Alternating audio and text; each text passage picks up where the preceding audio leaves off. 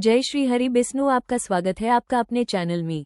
अधिक मास की जो पहली एकादशी होती है उसका नाम है पद्मिनी एकादशी। और पद्मिनी एकादशी का व्रत धारण करने से समस्त प्रकार के कायिक, वाचिक और मानसिक पाप कर्म समाप्त हो जाते हैं।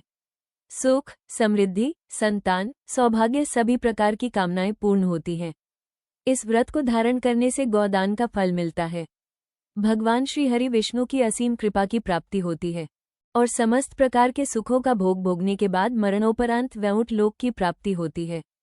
तो 3 वर्ष में एक बार आती है पद्मिनी एकादशी, इसलिए इसका फल भी कई गुना होता है। तो अगर आप व्रत धारण करते हैं अत्यंत ही श्रेष्ठ है। मान लीजिए किसी कारणवश अगर आप व्रत नहीं भी कर पाते हैं तो भी आपको आज के दिन विधि विधान से भगवान श्री हरि विष्णु की पूजा करनी चाहिए। अपने आचार विचार व्यवहार शुद्ध रखें और भगवान श्री हरि विष्णु के नाम का मंत्र का स्मरण करते रहें तो निश्चित ही भगवान श्री हरि विष्णु की असीम कृपा आपको प्राप्त होती है।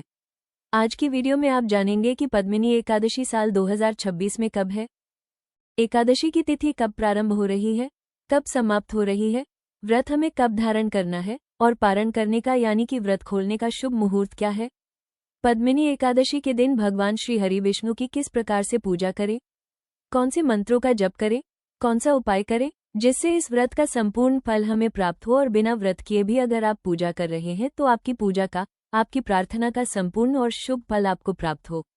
इसके लिए आज विशेष क्या करें, ये संपूर्ण जानकारी आपको आज की वीडियो में शेयर करूंगी। तो वीडियो बहुत महत्वपूर्ण है, पूरा जरूर देखिए और अच्छी लगे वीडियो तो इसे लाइक भी जरूर कीजिए। सबसे पहले जानते हैं कि एकादशी की तिथि कब प्रारंभ हो है, कब समाप्त हो रही है और व्रत हमें कब धारण करना है। देखिए, एकादशी तिथि का प्रारंभ हो रहा है 26 मई को सुबह 5:10 पर और एकादशी तिथि का समापन होगा 27 मई को सुबह 6:21 पर। ऐसे में एकादशी तिथि का व्रत इस बार बहुत अधिक संशय में है क्योंकि 26 मई को सुबह 5:10 पर एकादशी तिथि प्रारंभ हो रही है तो पूरे दिन और रात्रि की एकादशी है। 27 मई को सुबह 6:21 पर एकादशी तिथि समाप्त हो जाएगी। ऐसे में पूरे दिन द्वादशी है तो व्रत कब धारण करें। देखिए, एकादशी के व्रत में दशमी तिथि का बहुत महत्व होता है, मतलब दशमी युक्त एकादशी का व्रत हम नहीं धारण करते हैं और 26 मई को दशमी युक्त एकादशी है क्योंकि 26 मई को सुबह 5:10 तक दशमी है। उसके बाद एकादशी है और दशमी युक्त एकादशी का व्रत नहीं धारण करना चाहिए, इससे पुण्य क्षय होते हैं। तो इसलिए इस बार हम व्रत धारण करेंगे 27 मई 2026 को।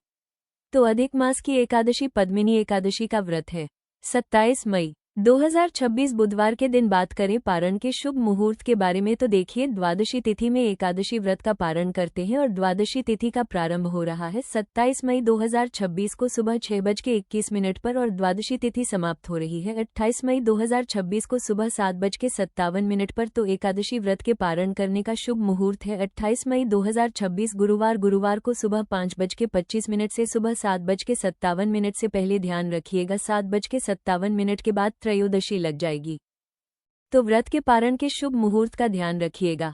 पद्मिनी एकादशी का व्रत 3 वर्ष में एक बार आता है, तो ऐसे भक्त जो कि एकादशी का व्रत नहीं करते हैं, मतलब किसी भी एकादशी का व्रत नहीं कर रहे हैं, फिर भी अगर आप चाहें तो अधिक मास में पड़ने वाली दोनों एकादशियों का व्रत आप कर सकते हैं। इसका भी अनंत गुना पुण्य फल आपको प्राप्त होता है। तो आप ध्यान रखिएगा, एकादशी व्रत का अगर कर पाते हैं तो अत्यंत श्रेष्ठ है, नहीं तो पूजा जरूर कीजिएगा। पद्मिनी एकादशी के दिन भगवान श्री हरि विष्णु को तुलसी पत्र अर्पित करने से मनवांछित कामना पूर्ण होती है।